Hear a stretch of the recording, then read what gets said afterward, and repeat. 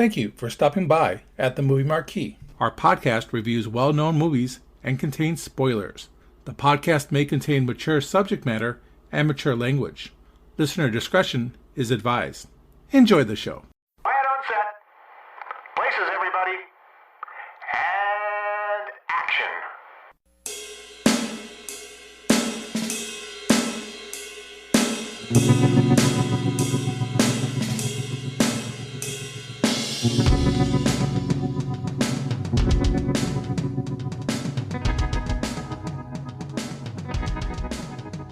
Welcome everyone to the Movie Marquee. Today's showing is the 1998 action comedy Lethal Weapon 4. With me today is Ted. Your baby is having my baby. Your baby. Oh, baby. And Ken. Into the drag queen. And I'm Eric. Fried lice. It's fried rice, you plick. And that's what we're doing here. We're doing Lethal Weapon 4. Ted, give us some of the particulars of this. What do we call this? Not a fourquel? Quadrilogy or quadrilogy. Let's go. Or... The quadrilogy of Lethal Weapon 4. Tell us something about it. Lethal Weapon 4. I'll give you a guess who directed it. Directed by Richard Donner. Shocking. I know. It's a screenplay by Shane Black, Jonathan Lemkin, Alfred Goff, Miles Millar, and Channing Gibson. An interesting note about the screenplay, the ending was still being written while the movie was still in production, which usually doesn't bode well for a movie. It has a running time of 127 minutes. It was released on July 10th, 1998. It had a budget of $100 to $150 million. And it had a box office gross of $285.4 million. That's a little bit of a variance there between 100 and 150 million. That's all I could find. What is it, a super secret? They can't pin it down? The only thing is there was changes at the very end of the movie, probably to get the last fight scene in. It might have increased the budget. That's 25 million right there. Probably. That makes sense. Of course, Lethal Weapon 4 stars Mel Gibson, again, as Martin Riggs, Danny Glover reprising his role as Roger Murtaugh, Joe Pesci reprising his role as Leo Getz, Rene Russo coming back as Lorna Cole, and newcomers Chris Rock as Detective Lee Butters, and Jet Li as Wah Sing Koo. What did the critics think of this one? This is the only one of the four movies that is below a 60%. The critics score on Rotten Tomatoes is a 53%, so it is a splat, but it has an audience score of 64%. But even the critics that didn't like it, there was no, hatred. It was just middle of the road type of blah. And so the difference between the negative reviews and the positive reviews were kind of tough because a positive review could have negative things in it, which we'll talk about as far as a negative review of Roger Ebert's, which was kind of lukewarm. And that's what I've really found with this. As on the positive side, Mick LaSalle of the San Francisco Chronicle, he gave it a 3 out of 4 stars. He summed up his review as, one could argue about which Lethal Weapon is the best, but 4 is certainly the funniest, warmest, and most idiosyncratic.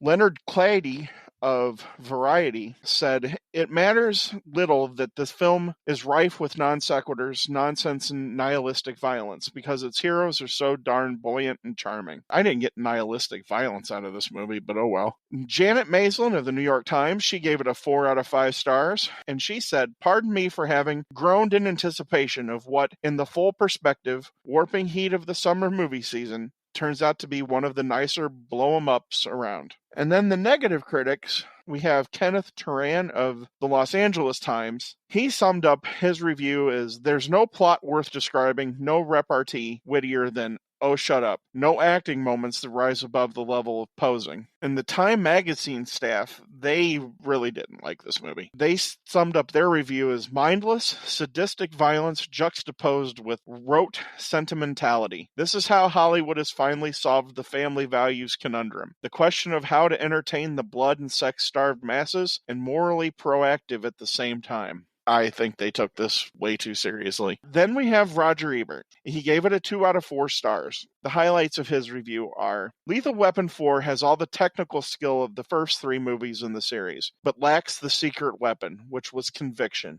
All 4 movies take 2 cop buddies and put them into spectacular and absurd action sequences. But the first 3 at least went through the motions of taking the plot seriously, and the first one did such a good job, it made my best 10 list of that year. This time we're watching an exercise, but somehow it's all kind of hollow. By the numbers. I really did care for Murtaugh and Riggs in the first movie, and Leo the Pesci character was so much fun in the second one he deserved an Oscar nomination. There was human interest in all the family scenes, especially involving Murtaugh's concern for his wife and kids, and poignancy in Riggs' lonely widower status. But all that has already happened by the beginning of this movie, and in a funny sense, I felt like Lethal Weapon 4 was outtakes. Stuff they didn't use earlier, pieced together into a movie that doesn't really, in its heart, believe it's necessary. An Oscar nomination? I knew you'd have something to say about that because you didn't like the goodness. But if we go back and look at his reviews for the second movie, he was so high on Joe Pesci's character in that movie. He was so high. We'll give him that. All right. Right. He thoroughly enjoyed Joe Pesci's character in that movie. It was a hill he was willing to go and die on. You know, I liked Joe Pesci's character in the movie, but I didn't think it was Oscar nomination worthy. Dude, I'm the oddball. I can't stand him. Well, it was annoying at times. It was too much of it. Oh, no. It's annoying all the time. He said that he got that character from going to Disney World and asking questions on how to get to certain parts of Disney World, and they would answer him in a, okay. Yeah, I mean, if that's where he got it, that's where he got it. That should be our podcast question for Facebook is, who liked the Leo Getz character and who didn't? Yeah. Take a poll on that one. Put that on a poll. Ugh. Yeah, he sucks in all 3 of them. I wish he would have just toned it down just a little bit in the second movie. The toned third it movie down was, by not being in the movie at all. The third movie, that would have been toned. He was not even, well, you know how I felt about the third movie. Well, we talked about him dying, saying they should have died on the ice. That would have made it more interesting. Promises. That wouldn't have saved that movie. Are they talking about putting him in Lethal Weapon 5? They say that he doesn't seem to be available for Lethal Weapon 5, at least as of right now. Is there another mob movie going on? Or he's retired. Is he? Yeah, he was even older when he did Goodfellas. He was in his 40s then. Oh, that's old. Yeah. He did The Irishman, but that took a lot to get him out to do that. I think he was retired for 7 years before. I don't think he had made Scorsese asked you to do a movie. You do the movie. Of course. Yeah. Well, yes, that's the movie. We're doing the movie. So. That's right. Podcast the movie. Podcast the movie. So the reviews on this thing were lukewarm. Hit or miss. Nothing 50-50. It's 53%. Hey, Rotten Tomatoes called it. Yeah, I was able to find a couple of the ones that really hated it and a couple of the ones that really liked it. Ken, tell us the plot of this one. Lethal Weapon 4 starts off with Riggs and Roger doing battle with Iron Man and his flamethrower. Riggs tells Roger to run because he has more to live for. Roger in turn tells that Lorna is pregnant and he's going to be a father. Riggs in turn tells Roger that his daughter, Rihanna, is pregnant. Who's your daddy? Which will make him a grandfather. Riggs convinces Roger to strip down to his boxers to distract the Tin Man, which then allows Riggs to shoot the gas bell. Explosions galore. Less than 9 months later, though we are told a year later, Riggs, Roger, and Leo are fishing when Leo accidentally catches a shark. Dun, dun, dun, dun, dun, dun, dun. While figuring out what to do with the shark, they come upon a Chinese immigrant smuggling ship. Roger's boat is destroyed while trying to investigate. The ship's captain escapes after kicking the crap out of Riggs. Roger then finds illegal immigrants, Hong and his family. They are hiding from U.S. immigration officers to avoid deportation. Roger offers them shelter in his home. Hong reveals he is looking for his uncle, a skilled artist who had paid for their passage to the United States. Riggs discovers through Lorna that Roger's soon-to-be-born grandchild from Rianne is fathered by Detective Lee Butters. They are hiding their marriage from Roger as he cannot possibly tolerate his daughter being married to a cop. Due to issues with the department's insurance carrier over Riggs and Roger's actions as sergeants, the police chief has Captain Murphy promote them to captains. As they continue their investigation of the smuggling ring, leads the officers to Uncle, that's Fried Rice, Benny, a crime boss operating from a Chinatown restaurant. There they are introduced to a dangerous, high-ranking triad, Hua Sen-ku. Outside, Riggs spots the escaped captain and tries to give chase but fails to capture him. However, they're able to arrest an innocent waiter. Hey, anybody got Johnny Cochran's number? Ku later intercepts the captain and kills him as punishment for attracting the police's attention. Hong leaves a message to his uncle, but this leads the Triads to Roger's house. Ku and the Triads kidnap the Hongs, tie up Roger, his family, Riggs and Lorna, and set the house ablaze. Ping, Hong's grandson, who evaded capture, helps to free the others in time. Ku brings Hong to his uncle at a warehouse, where he has been engraving plates for the counterfeiting operation of Ku and Uncle Benny in exchange for transit for his family. Ku kills Hong in front of his uncle to assure the continued work. With Leo serving as a distraction, the officers confront Uncle Benny at the dentist's office to interrogate him with laughing gas. While on the laughing gas, Riggs and Butters accidentally reveal the family's secret to Roger. Later to discover that Ku must be trying to negotiate with a corrupt Chinese general for the release of the Forefathers, who are high-ranking Triad members that include Ku's brother. New information leads them to an abandoned warehouse where they find the bodies of Hong, his uncle, and Uncle Benny. The later two killed by Ku after they served their purposes. Knowing that Ku plans to use counterfeit money, the police intercept the exchange between Ku and the general, telling the general that the money is fake and use it as toilet paper. The enraged general acts by executing most of the Forefathers before being shot and killed by the Triads, at which a firefight breaks out between the Triads, the general's private army, and the police, who don't bring any ammo. Butters is wounded, shielding Roger. Ku attempts to escape with his brother, but his brother is shot and killed by Roger. Riggs and Roger pursue Ku to a pier where they engage him in a brutal fistfight. Roger impales Ku through the stomach before being knocked out by Ku, after which the pier collapses and sends Riggs and Ku into the water. Riggs is able to find an assault rifle and finishes off Ku, while Roger recovers in time to rescue Riggs from a piece of concrete that had pinned him underwater. Later, Riggs visits his dead wife's grave and asks her for advice about the impending marriage with Lorna, about which he still has doubts. Guest arrives and offers a heart-filled childhood story that gives Riggs both a new light on the situation and a new perspective of Getz. They soon discover Lorna is about to give birth and race to the hospital, where Riggs and Lorna are married by a rabbi just before she enters labor. Their son and Rianne's daughter are born, and Roger accepts Butters as his son-in-law. Murphy gives Riggs and Roger their ranks of sergeants back since the city is insured again and the Hoggs family has been granted asylum. The end.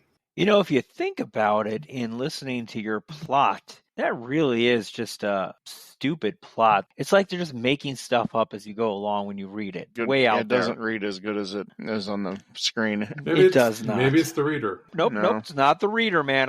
I saw the movie. I know the plot, and as you're saying it, it's like, yeah, this thing's all over the place. There's some things there that didn't need to be there. Right. That's for sure. All right, Ted, when's the first time you saw this film? Wasn't in the movie theater. Well, it might have been in the movie theater, now that I think about it, because I was dating my wife. No, I wouldn't have been. It wasn't in the movie. That's when I was dating your wife. It wasn't in the movie theater because we started dating that fall. It would have been a rental from Blockbuster. That's when I would have seen this. The reason I would have rented it is it wasn't because I loved Lethal Weapon. It was because I loved Chris Rock.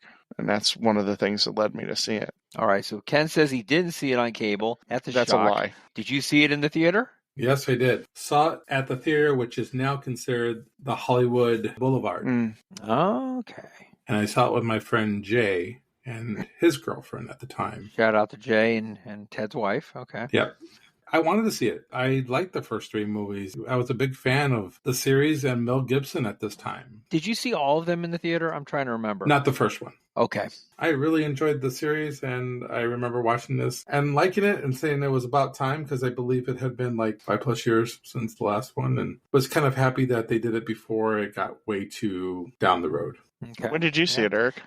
2 weeks ago, first time. Wow. Didn't have any desire to see it when it came out in '98, and I'll be honest with you, I don't even remember it coming out. It probably just flew by me. The first movie I loved, and then the other ones are just kind of like Ghosts in the Wind. It just flew by me. Well, once you get to the fourth in a series, it's usually lost its mojo at that point. Or you're either a fan or you're not. At that time, if you've watched the first three, you're probably going to go see 4. If you've seen the first one and then you didn't really care about seeing second or third. Oh, yeah.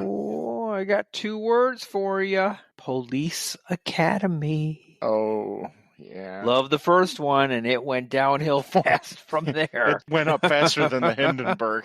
Right. I didn't line up to see whichever Police Academy 4 was. Ken reminded me that there's 8 of those god-awful things. Is there really 8 of them? Yeah. And a TV cow. series. Jesus. Oh. Gutenberg was only in like, what, 1 or 2 he of them? was- No, he was in the Probably- first 5. Oh, goodness. He was in the first 5? He Wow. needed that money. He hadn't gotten that 3 Men and a Baby money yet. Yeah, that's brutal.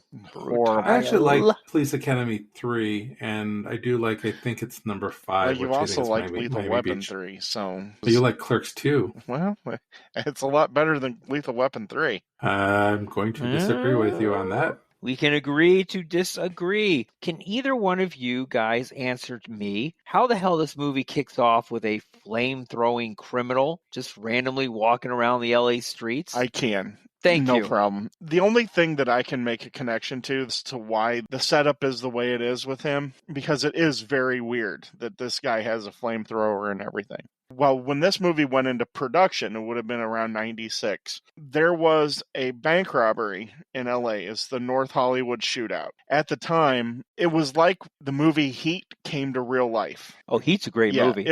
These Okay. two guys, they had robbed a series of Bank of Americas in Los Angeles, and they were bodybuilders, and then they had head-to-toe body armor on, and they got into a shootout with the LAPD, and because their body armor was such, nobody could take them down. It wasn't until the SWAT team came in with sharpshooters that they were able to finally find the holes where the armor didn't connect on the parts of their body, and that's how they took these guys down. And that's now a famous crime. At the time when Lethal Weapon 4 was made, that was still a huge story, because it was that bank robbery that really brought the militarization of the police departments in America to the forefront, because the LAPD was outgunned because they had assault weapons and all the cops had were their sidearms, and shotguns from long distance don't work. And the flamethrower? Well, I think that's just to take it over the top. Okay. But the whole idea of him being impenetrable and basically outgunning the cops, that's the only connection I can make. Otherwise, it's just a stupid way to start a movie. I am Iron Man. Do-do-do-do-do-do. Well, this is before Iron Man, the movie. Well, The the comics comic was book, out. though. And the song was already out. Well, the so- song's awesome. It was in the 70s. Yeah, because I think it's kind of ridiculous as well. It is. I understand how you explain it, and that does make a little sense, but in the beginning of the Lethal Weapon 4 movie, it just does not have a place. And this first time I watched this 2 weeks ago, I'm like, what the hell is this coming up? And just like the third movie, it doesn't have any connection to the rest of the film, so we don't know why this actually happened. At least say something about this case to find out why this guy torched all these buildings and went like crazy, but we never get to hear that. This is a reoccurring theme in this movie, where we get plot points that are crucial to the movie in an intense action sequence. It starts off this way. This is when they take the opportunity during this insanity, when they do the catch-up with the two characters. We find out that Riggs is going to have a baby with Lorna, and that Murtaugh is going to be a grandpa, right in the middle of this intense firefight. And you could see it coming from 10 miles away, that something was going to happen to the thing on his back, and he was going to go into the gas station and blow up the gas station. I mean, Ted, it would make more sense if the Stay Puffed Marshmallow Man was walking down the street and attacking them than this guy in a flamethrower suit. That's not something you see every day. That's right. I'm surprised that we don't hear when Riggs tells him about Rihanna having a child, that he doesn't automatically assume Riggs got her pregnant. Because in all the other films, it seems like Roger thinks that there's something going on between the two. So I'm kind of surprised there wasn't this, you got my daughter pregnant type of deal. But he's got the serious girlfriend now. Right. It's awkward that we play catch up with the characters in the middle of an action sequence, and they've started each movie off in an action sequence. I mean, it makes sense. Once you see that this guy has a tank on his back with a flamethrower, which is a kind of cool. Yeah. But then you see that he's close to a gas station, you know exactly what's going to happen. I like when he asks him about the father. Is he black? And he thinks he's talking about the guy with the flamethrower. Yes, He's like, I don't know. can't tell. He's got that. He's got the mask. Yeah. on. They do make it funny. It has to be funny because it is absurd. And that's why I think it does a better job here in this movie than last movie, is taking the absurdity and taking something that's funny and kind of trying to balance the two so you don't concentrate too much about the absurdity of whatever it is that's going on. I think they do a pretty good job with it because it is a little bit believable here that, because Rick says he wants Roger to run. He doesn't want him to get hurt or killed or anything like that because he's got a family. And so that's where all this conversation comes out. So it makes it a little bit more believable when it's brought into that sense, because this is a life and death thing. I thought they balanced it off pretty decently considering the absurdity that we see here with Iron Man and his flamethrower. It's awkward, but most of the stuff that I have a quibble with here is going to be relatively minor. But this whole sequence where everything blows up leads into what I think is one of the dumbest parts of the plot that could have just completely been erased and nobody would ever have missed it. Is this whole idea that now the insurance company doesn't want to insure the LAPD because of what Murtaugh and Riggs have done. Yeah, what the hell? That was so stupid. Stupid. Yeah.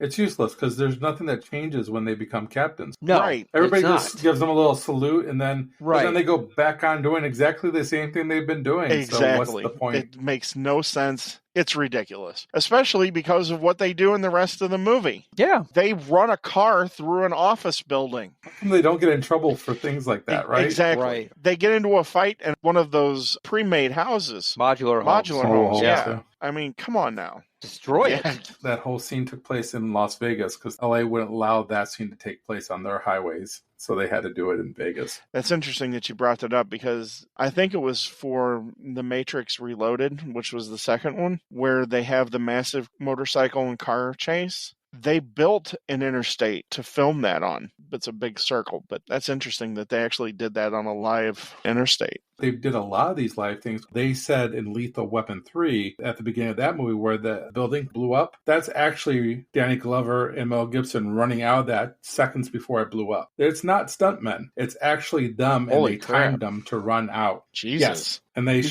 showed, too old for this shit. like, they had multiple cameras all around showing it was them as this thing exploded. It's crazy. Did they know it was going to explode or Yes, surprise? yes, they had timed it. They're like, okay, run now. Now. And then, yeah. That would never happen today. There's no I way. am surprised that it happened even then. I mean, we're talking late, That's 97 here? insanity. I got to give them credit because there's a lot of action here. First of all, you probably have one of the best martial artist guys in the world in Jet Li, just kicking butt and taking names. I mean, the fight scenes alone, and if they had to slow the stuff down because they couldn't catch it on film because Right. he was too fast. And this is Jet Li. something that happens reoccurringly with Jet Li, is that he performs the stuff too fast even for the camera. They actually told him to slow it down. The other movie that I was able to see that they told him to do this is Kiss of the Dragon, that he did a few years after this. The camera couldn't keep up with how fast he moves. He's awesome. This is Amazing. also his first American role. Really good villain. Oh, in yeah. this. Yes, I'll give him Yeah, that. very good. Yeah. But this role was originally offered to Jackie Chan, but Jackie Chan refused it because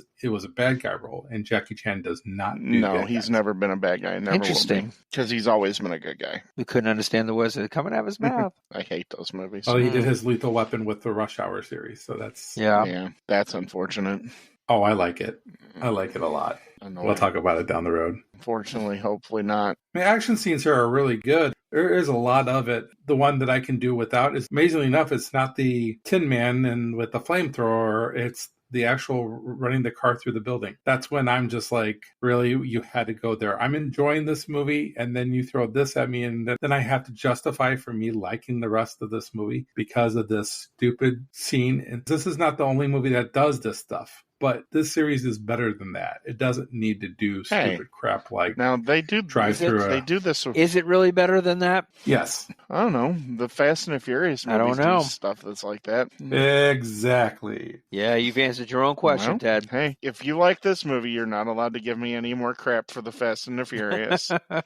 Well, time will tell soon what But, our review will be you know, of it. it's weird and unneeded. The run through the office, it doesn't make any sense for the movie. It's for show. It's Exactly. It You doesn't could actually fit. cut that whole scene out of them even going after the guys in that house. I mean, I guess you can keep that in there. The one thing it does continue to show, which I appreciate of this movie, is showing Briggs' age. I like the fact that he gets his butt kicked a number of times. That he's not able to jump from one building to the next building. Yeah, that he gets his butt kicked in the boxing ring. Yeah. I mean, I like this stuff. We don't have to suspend reality that he's going to take on Jet Li by himself. Because Jet Li, one, is a lot younger. But Jet Li's also, he's one of the best martial artists in the world. I mean, there's no way in hell he's ever going to be able to keep up with Jet Li. Well, it's like with the captain. He gets his butt kicked by the captain. And then we see the captain up against Jet Li, and Jet Li just beats the crap out of him with, it wasn't even a fight. And you say to yourself, dang, now this guy is the scary guy. Jet Li is on a different level, and that's why I like this movie. At least I like the villain here more than all the villains in all four movies. Maybe Gary Busey, but at least for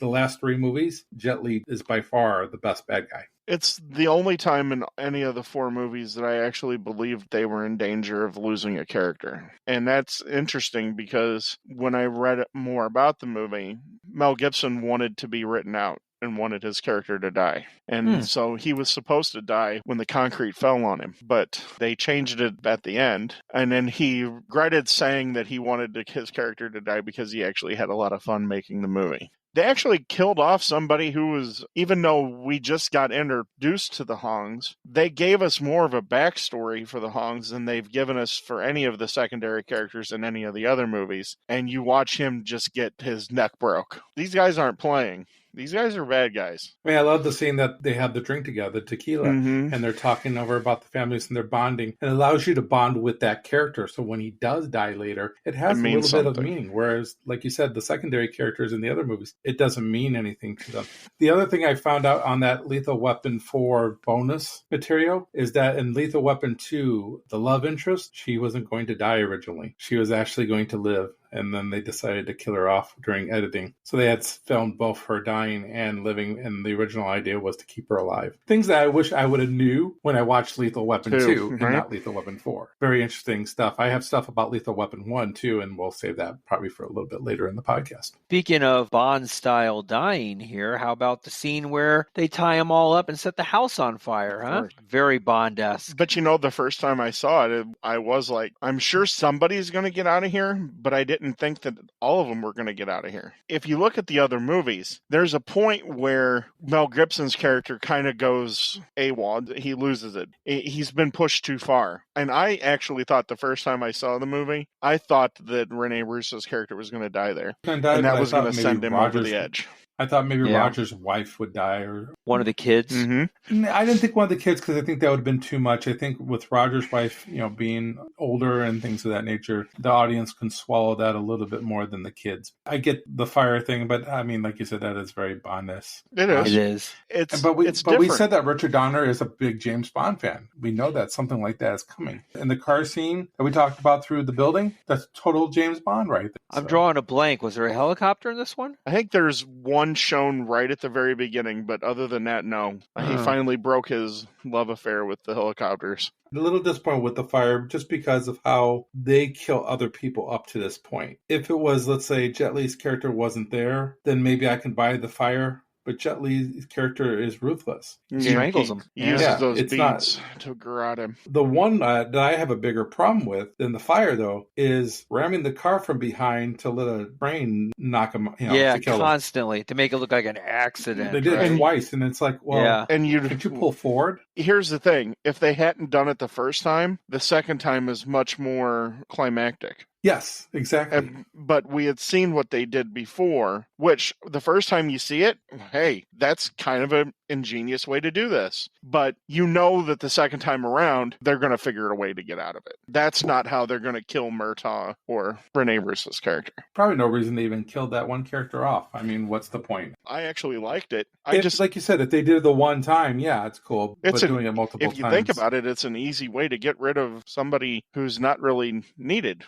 And that's what they do. There's going to be no evidence that anything happened. It's actually a pretty interesting way to do that. It is an interesting way to do it, but as far as nobody investigating it, I mean, it is kind of weird that a car just right there on the train tracks, especially a guy who works for the government. And the train conductor doesn't see the other vehicle pushing him in? Yeah, that's true. Yeah. Didn't think about that. Yeah, well, whatever. Hey, Yeah. You're thinking about it too much. I know. I'm overthinking this. You're overthinking it like I overthought episode 3, I guess. Going back to it, I did overthink a lot of that. A lot of that was. I was going to ask you about the Chinese triad having gang colors. Do we know if they have gang colors or gang colors? But anyway, we go back to the Leo Getz character. I wanted to talk about this because I know Eric's love-hate relationship with Leo. Hate. Loves to hate him, man. Nothing redeeming. What do you want to talk about? I dislike Leo Getz in the third one. He's redeemed himself a little bit in the fourth one. There are times where he is annoying, like when they're in the police station and they go and talk about how the cell phone companies screw you over. But then he goes, oh, do you know about drive-thrus? And it's like, oh, no, don't bring that. That's stupid. There's no point in it. But I think, again, the relationship at least develops between Roger and Riggs and Leo in this movie compared to the other movies. Or at least with Riggs, we see that at the end, at the cemetery scene. At the beginning, I was worried because when we see him for the first time, he had caught a shark and they were doing all of that sort of... Caught a shark that survived out of water for a long time. Apparently an hour. Yeah, for a long time. Yes. I was worried, but the final scene between Pesci and Mel Gibson, I think was probably the best acted scene in the entire movie as far as acting goes. Had they set him up to be that sort of a character, I have no problems with him in any of the movies then. Because I liked Leo at the end of 4. I thought that scene with him and Riggs in the cemetery, I thought that was an amazing scene. Big softy. I liked it. You can see that he is a very good actor. And of course, Mel Gibson's a great actor too. I thought that was very well done. He wasn't annoying there. If they had played down him being as annoying in the other 2 movies, he would have been an overall better character throughout the 3 movies. But they didn't. Well, it's like in the second movie where he describes about how he laundered the money. It made him sound like a smart character, right? That sometimes sounded annoying, but at least he came off as being smart. In 3, he comes off being just annoying. There's nothing smart about him. Right. And in 4, like you're talking about the cemetery scene, I mean, it's a silly story about a froggy, but the way he delivers it is very serious tone, and it's buyable. I mean, you buy into that he had this friend. And then what I liked was when they got to the hospital and she's getting ready to deliver the baby, you know, you have Riggs going in there and he's kind of a little depressed about being left out. And Riggs comes back out and gives him a hug. Right. When I see that happen, that's when I really loved that relationship. Where it killed it for me almost was when they got ready to take the picture together and they asked Leo to be there. And he said something about Leo being his best man. And I'm like, no, he's not your best man. Right. That would be Roger. Roger's always going to be your best man. Yeah, that went a little bit too far. But in general, I like this character much better. It makes his character worthwhile, even though there's times where he's just interminable in the movies. Didn't need the dog scratching the face thing. I love the part, though, with Chris Rock. Him and Chris Rock's interaction. The first one is classic. It's funny. When I was in the theater, I probably busted a gut when they were going back and forth. I thought it was great. I didn't care for the second one when they're in the police station and he does they fuck you in the drive-through thing. It's just... I like the cell phone bit because they talk about, you know, the I get it. On Afghanistan. And a lot of the Chris Rock stuff that he does is funny. To be honest, I had forgot how funny Chris Rock was in this movie. Chris Rock's awesome. And he does a really good job. I could have used a little bit more. I felt that they did a disservice to his character at the end. There wasn't enough of him. They gave him just a little, I get shot to protecting the father-in-law. I don't have to have that. Make him more of a badass at the end. What I think is interesting is when the captain talks about him having a degree in psychology, but he swears and gets mad at all these different things. Mm-hmm. He's got a temper. You also see the lady psychiatrist. Yeah, I didn't like that. I didn't like how they changed her character to be totally just jaded, spirited. Yeah. Eric, what was your final takeaway of the Leo Getz character here? Better in 4 than he was in 3, than he was in 2. I didn't buy him as a realtor. I really don't buy him as a private detective, but he had some funny moments in this one. I'll give him that, but still I don't think his character was needed at all in this movie or any of these movies. I think it's interesting that he's a money launderer who is allowed to go into the police station whenever he pleases. I mean, I understand he got a deal, but I don't think that deal allows you just to come in and work on cases. Just wanders in aimlessly. Yeah. Okay. A lot of liberties here. A lot of liberties. When you get to the fourth one, you can have as many liberties as you want. Apparently. Rumor has it they're doing a fifth one. Yeah. I'm generally skeptical. And I know, Ken, you had joked about the Froggy speech that he gives there, but you know what that reminds me of? Is a speech that Christopher Walken would have given in some of the movies that he's done. The one that comes to mind is The Rundown with The Rock, which is a great action movie where Christopher Walken talks about the Tooth Fairy to a bunch of South Americans who have no idea what the Tooth Fairy is. It's kind of reminiscent of something like that, and I think Pesci does a really good job with that. Now that you say that, I got Christopher Walken talking about Froggy in my head. Talk about it's really Froggy cool. in my head. Good luck getting that out of your head. I like the introduction of the new blood, though, Chris Rock. It's needed. I want more of it, and we'll see if he's in 5. The one thing that I will say about 5 that has going for it is that Mel Gibson is a better director than Richard Donner. True. Might be able to pull it off. I hope that he can. You had brought up something, Ken, that I hadn't really thought about it, and I've watched the movie a few times leading up here. You're right with Chris Rock's character. They should have figured out a way to have him be part of the final fight. Because he is so much younger than the other two, and Jet Li's so much younger than Riggs and Murtaugh, it would have made sense that he could have had some sort of a part to play in there. Maybe come in at the end and tip the scales in Riggs's direction.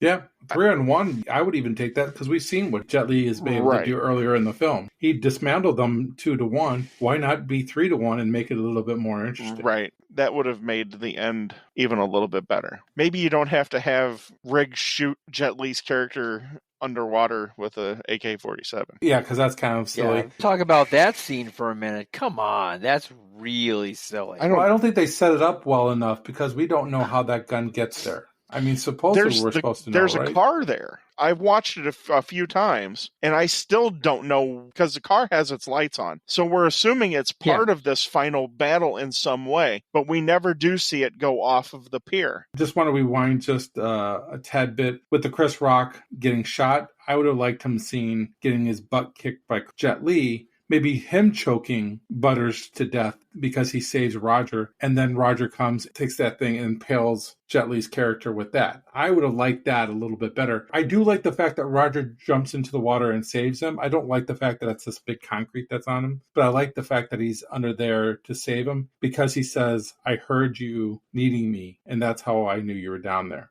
And did you like them counting 1, 2, 3, lift? Yes, as they've been under there for 3 minutes, we can easily count the 3. Yeah, let's just do the count to 3 thing. Yeah, right, and have enough strength to lift off the concrete and water. Yes. Now, I don't know a whole lot about assault rifles. Well, they can't fire underwater, I can tell you that. That was going to be my question. I'm like, I know that they are notoriously finicky.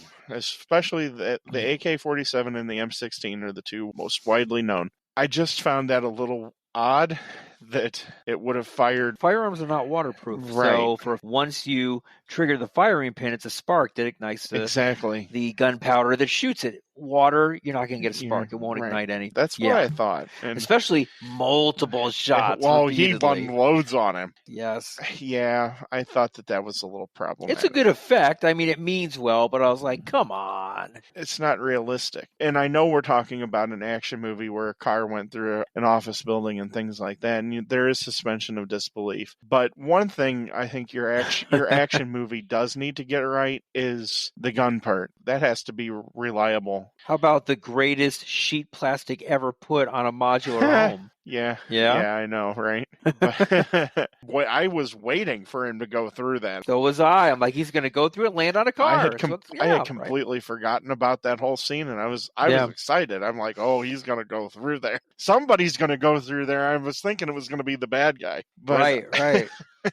The one thing your action movie needs to get right, though, is the guns. That's kind of inexcusable. But I Even guess in it the depends on who your audience is. even in the Expendables, which I thoroughly enjoy. That's the one thing they do get right. They get the guns right. Even Terry Crews' awesome shotgun That one machine gun gun. that just annihilates Yes. people. It's badass. That's crazy. I actually laughed when I saw that part That's of that film. awesome. So Those are great movies. Yes. back to Chris Rock and Joe Pesci, one thing I did read was they weren't originally supposed to be in this movie. Right. So when you're talking about that they were still writing the ending of this film, from my understanding, I think it was like a week before shooting, they were able to get them to come on. They wanted them, but they weren't committed, so they moved on without them. And then I guess they found out that they were going to come back. Could be some of the reasons for the inconsistencies of this movie. True. But you know what? Usually when you have that kind of chaos leading into a movie as far as the writing goes, that's usually a kiss of death. And I think they actually did fairly well with this. I do see now when I go back and look through it and knowing how they had to work around some of the stuff, including Murtaugh's daughter getting pregnant. That whole sequence with Butters all had to be put in at the last minute. Originally, they did have a Butters character. It just wasn't designed for Chris Rock. The Butters character was going to be a gay cop. Right. So they took that and then they turned it as a joke instead. Is that the reason that they just forgot to delete the part where Murtaugh thinks he's gay? They just went with the gay character and they just turned around saying, okay, he's straight, he's going to be married to his daughter, but we're going to play it off that he thinks he's gay. It is a little convoluted that he doesn't know that his daughter's dating a cop. In the overall scheme of things, I do forgive, whereas I didn't forgive in 3. I thought that there was no redeeming qualities. The bad guy was bad, and they just seemed like they were phoning it in. And they don't look like they're phoning it in here. I think there's more problems with this movie than the last movie. Like, for instance, we were just talking about the last scene, the end battle and everything, where the cops go in there and they stop the exchange from happening. Why do you come to stop the exchange where you know there's going to be gunfire and you only bring yourself 1 round of ammo? Basically the round that's in your gun. So you have 6 shots on the 6-shooter and you got whatever his Beretta is holding, but they decided not to bring any extra clips. Yeah. How ridiculous is that? I mean, you know that this is going to happen. You're just going to think that you're going to walk in and then they're going to be, thanks for the info. We appreciate the 411. You just go on your merry way. We're going to kill these bastards. And then that'd be it. There's just a lot of problems here, but they are overcome by one thing, the chemistry between the good guys and the bad guys. It's something we haven't seen since 1. And I think that's why I like this a little bit more than 2 and 3. So I'm already kind of giving a little bit of a heads up of where I'm going with this. There are serious parts of this movie that they do tackle a relatively serious topic, but they don't make it funny. Whereas in 3, they tried to make a serious subject and they tried to make it funny. Here, they keep the funny to the funny. Like the scene with Benny in the dentist's chair. That's legitimately funny. I actually legitimately laughed through that scene. This is the difference between this movie and 3, is they kept the serious where you have Hong and his family. They're trying to get into America. Now, the whole reasoning behind it could be a little bit ridiculous, but they make those people feel real. And that's why you have the connection to Hong, especially when Jet Li chokes him and kills him. They take a serious issue about human trafficking and they make you feel a human connection to those characters. Whereas in 3, they did none of that. But yet they tried to have a relatively serious topic. And that's the big difference here. I think that's a big deal. And of course, you can tell how I reviewed 3. It was a big deal to me and how I looked at 3. Whereas in 4, the serious is serious and the funny is funny. And almost the two shall never meet. I think that's a really good thing. I think the other thing that they do extremely well here, the bad guys, and here's the reason why I think it's better here and why it's more like 1. I hate these bad guys. I'm scared of them, but I also like them because Jet Li's a badass. But I also like Uncle Benny because of that scene. I think he's a decent front guy for the organization by himself. But then when they get him into that dentist chair, they're all working extremely well together. And I do like the line later on that Reg says, I was just beginning to like the old goat. I'm actually buying that because they had that interesting moment at the dentist office. But to be able to like your bad guy and hate him at the same time, that's a Hans Gruber thing, where you can do both. If you could like your bad guy and be scared and hate him at the same time, you have done something good with your bad guys. And I think that's what they did here with Uncle Benny, and especially with Jet Li, because you're supposed to fear Jet Li and you're supposed to want him to die, but at the same time, you're supposed to love him because of how ruthless he is. And that's what I think they did right. I agree with everything you said. Up to the point of Hans Gruber. I mean, nobody's Hans Gruber, let's be honest. Nobody's Hans Gruber, but that's the goal that you want exactly. to set for your bad guy. And you're right.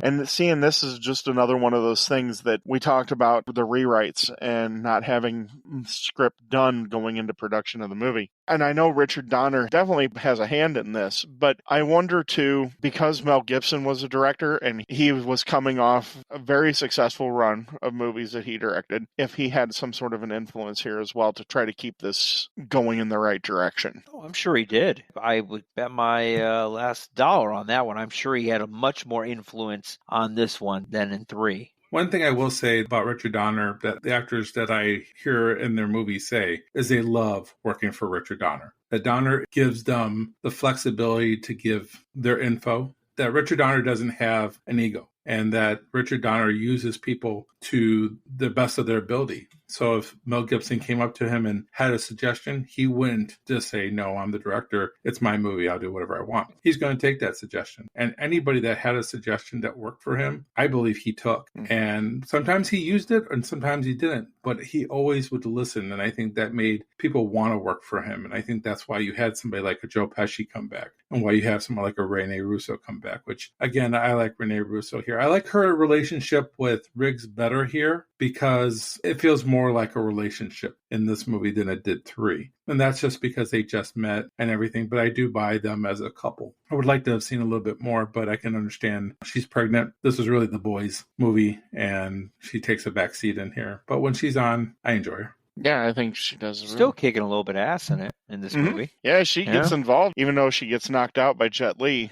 I do love that scene where Jet Li jumps down from the stairs and then he disarms the gun. That's the reason Riggs is like, how did he do that? How did he take apart my gun with one death move? And he's like, you're right. Let's go ask him. That's what makes Jet Li so wonderful in this movie. I have to go back to Jet Li in almost every single time because I think if you don't have somebody with that kind of screen presence, a guy who doesn't have to say anything is able to do it by action and looks. That's a bad guy. And kills off everyone that comes in his path, even his relatives. I would love to have seen him more in bad guy roles. He's awesome as a bad guy. But as far as a martial artist, he's one of the best. I know a lot of people probably disagree, but I almost like him a little more than Jackie Chan.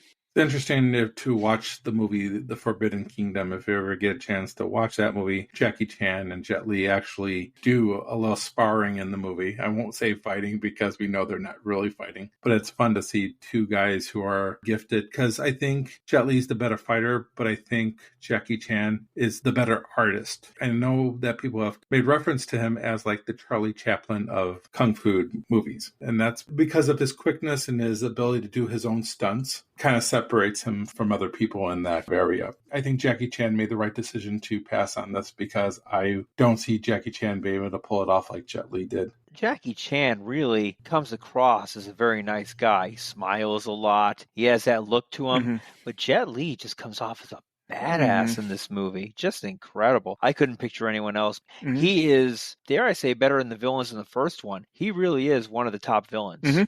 I agree wholeheartedly. He's phenomenal here, and you can see why he took over the martial arts portion of action movies to come. The crazy thing is, I know Kenny had mentioned that Jackie Chan's the Charlie Chaplin of martial arts, but the thing that's really awesome, if you really think about it, is these guys can all do this for real, too, if they really wanted to. Sure. Oh, yeah. I mean, they're just complete badasses. And it makes you wonder, too, which makes it kind of sad, because you wonder what would have happened had Bruce Lee lived. Or Brandon Lee. That sucked really bad when he passed away. When I do watch this movie, I do think of all the gunfire and all the things that we have seen with accidents that have happened on film. You have the Alec Baldwin most recently movie. So whenever I see that gun, and when I see Jet Li, I do think of Bruce Lee a little bit. To a certain extent, I think that Jet Li's maybe more of a badass. When I see Jet Li doing that one kick where he kicks a guy in his face, but he does it like around his back, it looks so effortlessly. And I think they had to slow it down that too because of how Well, I'm sure they did. effortlessly Yeah. he does it. It's great. The original Lethal Weapon movie was supposed to end differently. It wasn't supposed to end at Roger's house with, him bringing the bullet. They actually were to end it with Briggs getting in his truck and leaving, as far as leaving the job for good. And Roger considering no retirement. sequels. With no sequels. They yeah. were considering I see. being just a standalone, but they decided to go with the other route because they wanted to show how much their relationship depended on each other. Interesting. And that they became true brothers. But they did film it that way, but when they saw the chemistry between the two, they decided to go with the other ending. So basically, they wanted to end Riggs's character in 1, 2, and then in 4. The only one that they didn't want to take any liberties with him is in 3. The one that seems like that has a possibility of dying is Lorna, because she gets shot and she has that bulletproof vest, but there's still that possibility because she has to be airlift. So there's the helicopter. There's your our helicopter. That's helicopter. right, the airlift. Yep. Have to have the helicopter. The only other thing that is comical here is when they're on Murtaugh's boat, why does the big cargo ship take them by surprise?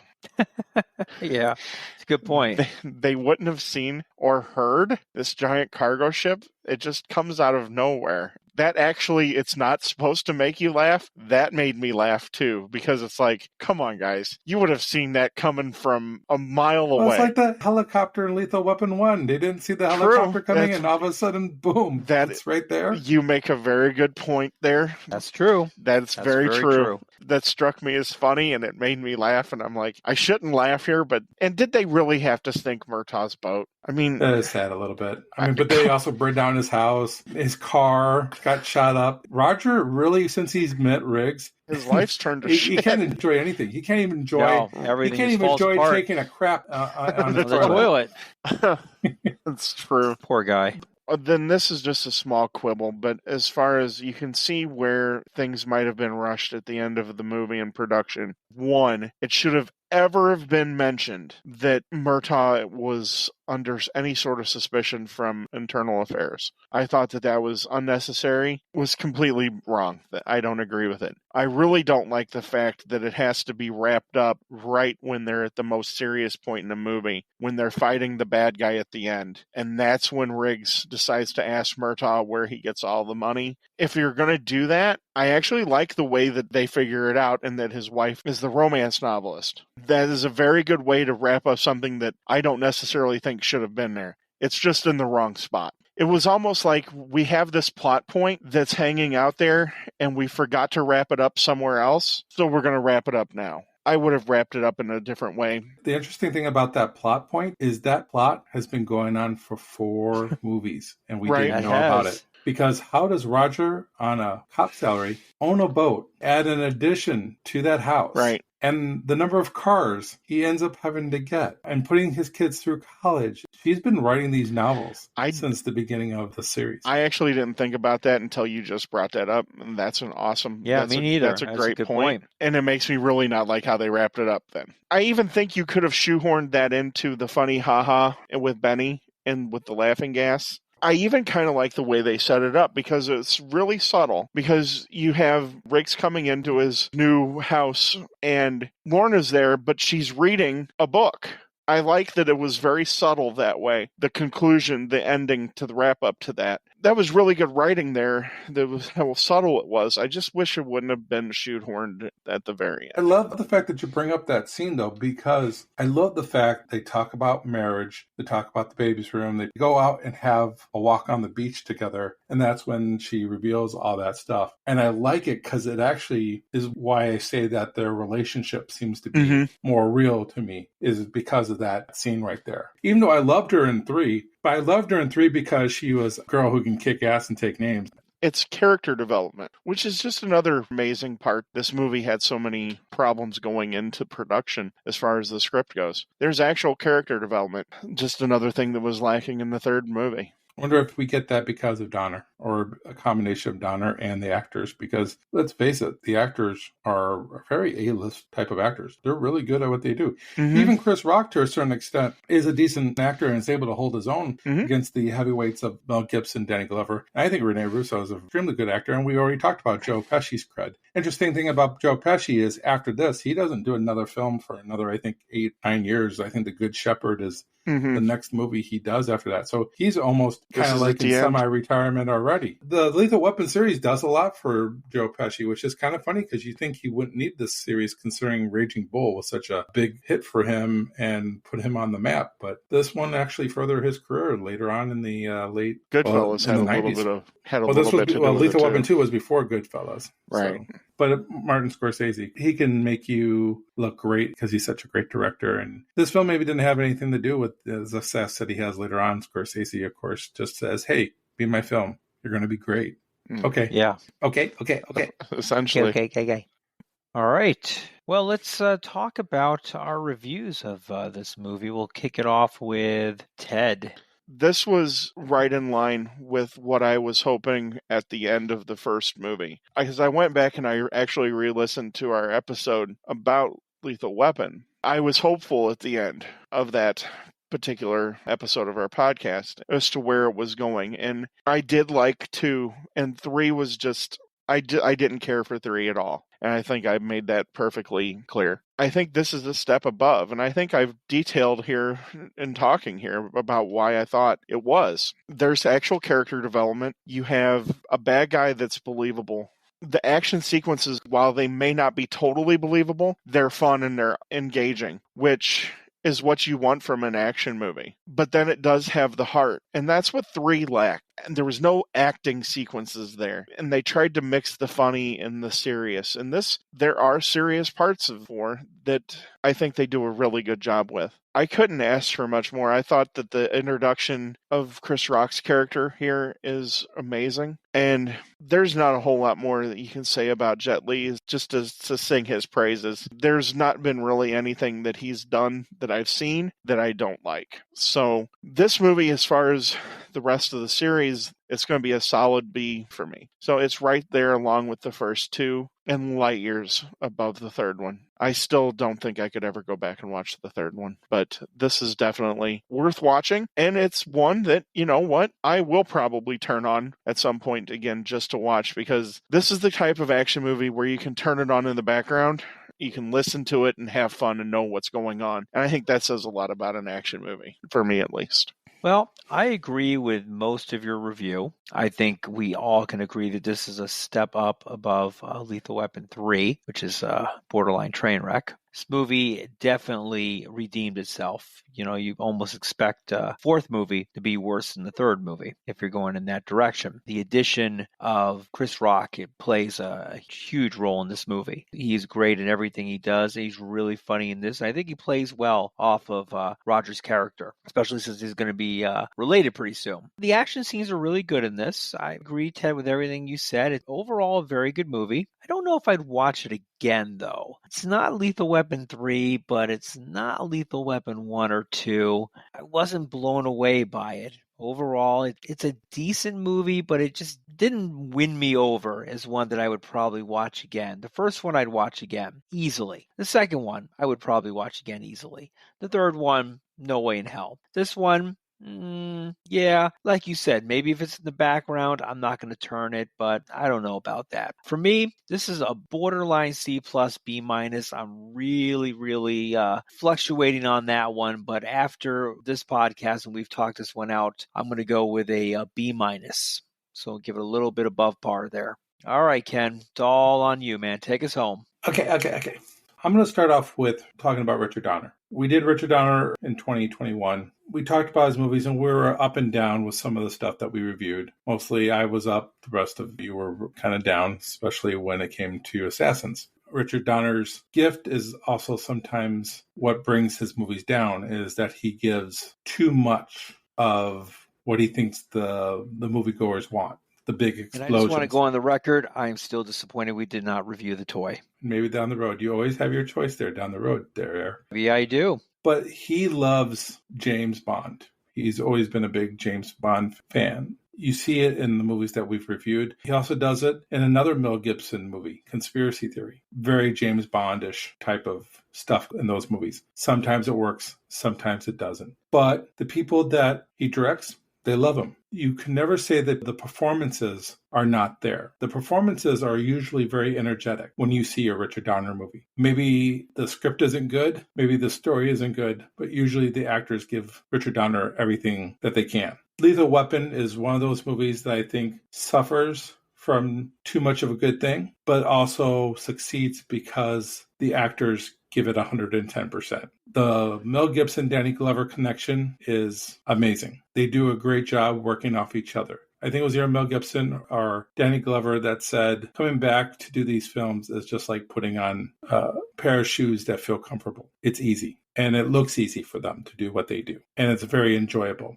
Jet Li separates this from being a mediocre film to a good film. I enjoy it because of the bad guys. You could take out the pregnancy stories and all that stuff, and if you just concentrated on Mel Gibson and Danny Glover going up against Jet Li, I think it's still worthwhile. And I will watch this over and over again. This is better, in my opinion, than 2 and 3. I gave 2 a weak B. I gave 3 a weak B minus. This one, I'm going to give a B, but it's much stronger than the B that I gave Lethal Weapon 2. And that's mainly because of Jet Li and the fact that I think they went a little bit back to some of the basics of Lethal Weapon 1 that were missing in the other 2 films. That's my final grade, a B. Yeah, I would agree with your review there. A lot of things you said make perfect sense. And I did forget to mention in my review, Jet Li, I think, is probably one of the best villains in this series. Clearly. Definitely. He does make the movie as well. Eric, what would you give the series as a whole? I think as a whole, I would probably just give it a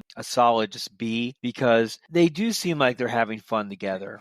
Danny Glover and Mel Gibson, I think, work great together. You would believe that they're best friends in real life. They play off each other so well, and their comedic timing with each other, their heartfelt moments with each other are just, it's incredible. They really are good together. Some of the additional actors thrown in here, Joe Pesci. I know I've drug his name across the gravel a few times in this one. I love Joe Pesci, man. Joe Pesci is an awesome actor, just not in this series, man. He brings it down and brings it down hard. Annoyingly bad. The thing that makes this movie not an A for me is, number one, Joe Pesci. Yes, Joe Pesci brings this down for me. I'm sorry. Number two, the way some of the bad guys are portrayed, I think, is a little hokey. And just some of the outrageousness of it, it just kind of is like, this isn't a sci-fi action movie, you know? Let's make it a little bit more realistic, maybe a hair more believable here and there. I've got the series, all 4 of them. It's a good watch. I'm not going to watch it all the way through again, but it's fun. I would recommend it. I would definitely recommend this. I know several people, actually, because people have asked me about my podcast, and I'm going, oh, we're doing the Lethal Weapon series. And people have told me, oh, I've never seen the Lethal Weapon series. And I say, well, so what rock have you been living under your whole life? And then I forget they're like 23. So it makes sense. Right. Yeah. And then people our age go, well, it's about time he did Lethal Weapon, is what I've heard. That's right. I got to remember some of the age groups. I'm getting to that age now where I'm not able to relate to some people when I'm starting to talk music and movies. It's like our TV shows. Right. It's like just over the head. They have no idea what I'm talking about. You know who Mel Gibson is, right? Yes. Do you know who Danny Glover is? No. That's okay. Watch it. You'll like it. I agree with you. And in summing up the whole series of the 4 movies, the series would be a B for me as well. I think 1, 2, and 4 are rewatchable. I think they're enjoyable. If you're going to watch them, I guess if you really want to suffer through 3, you can figure out a way to do that and say you've seen it. But I think that you could easily excise that, take an X-Acto knife and take that out of the series, and it's really good. This is the type of movie series where you can watch them independently because they really don't roll into each other. True. And honestly, I think that's a bad thing in this series. I really would have liked to seen these series be kind of like, maybe like a Star Wars-esque kind of thing where they're concurrent. They roll. You need to watch the other one to understand the jokes and the plot and the character development of each one, and it builds and builds. And I think it would have made it a much stronger series than starting off with a fire guy out of nowhere. You got to be careful, though, when you enter in that range, because there are series that have continuations that don't work out very well. Yes, there are. And then by 4, you really want to gouge your eyes out. You've gone too far, probably. Yeah. I definitely agree with you, but in this one, I think it would have played out better because we would have had more continuity, more building of the character, continuity, more understanding backstories, more development of the plots. In this case, I think it would have worked out better. Again, this is James Bond-esque type of movies. If you take a look at especially the Sean Connery James Bond, you're getting some good and you're getting some bad, but if you like James Bond movies, I think you'll like these type of movies. They're very similar in a lot of ways, and I know I've kind of rehashed that in the past with Richard Donner and James Bond, but that's what it is. It's action with an occasional wink at you once in a while to let you know that this is all tongue-in-cheek and it's not serious. We're here having fun watching these movies, and I think that's what these movies do, is once in a while it lets you know that you're just watching a movie or having fun. Don't take it seriously. For me, this whole series is also with Lethal Weapon being one of the greatest action flicks of all time. All right. That's our wrap up of Lethal Weapon 4 and the whole series. And maybe down the road we'll do Lethal Weapon 5. And just wanted to bring this up for all our friends out there who have ever watched It's Always Sunny in Philadelphia. They do a kind of a ripoff on the Lethal Weapon series and call it Lethal Weapon 5. It's pretty stupid. It's actually very stupid. But if you like the show, you might like their rendition of it. It's offensive. It's borderline offensive, but the show itself is borderline offensive. Yes. And it's just check it out. And they do Lethal Weapon 6 too, which is even worse. Jeez.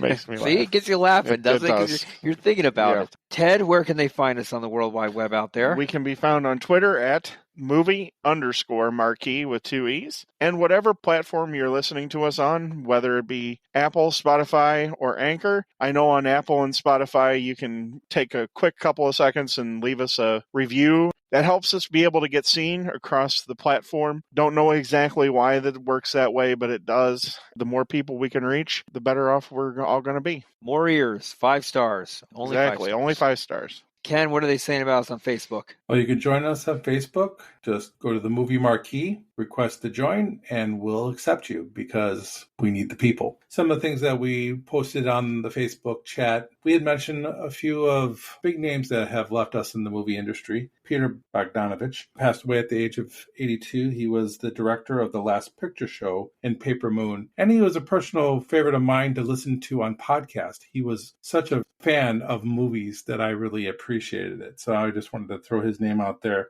We also lost Sidney Poitier as well, and we also lost the great Betty White. So a few actors, there are more, and we're not going to give every single person that had passed away recently, but at the time of this recording, those are the 3 that we posted to the Facebook site, and we appreciated their contributions to movies. That we do. Well, I hope everyone has enjoyed the time we've had here to review the Lethal Weapon series. Join us next time for How to Lose a Guy in 10 Days. Look at that. I said it right and didn't Almost stutter. Christopher Walken-esque. Almost Christopher Walken-esque. More like William Shatner-esque, though. A little bit, too, yes. yeah. Very much so. To lose a guy in 10 days. That's right. Good night, everyone, and have a pleasant tomorrow. Thank you. See you at the movies. See you next time at the Movie Marquee.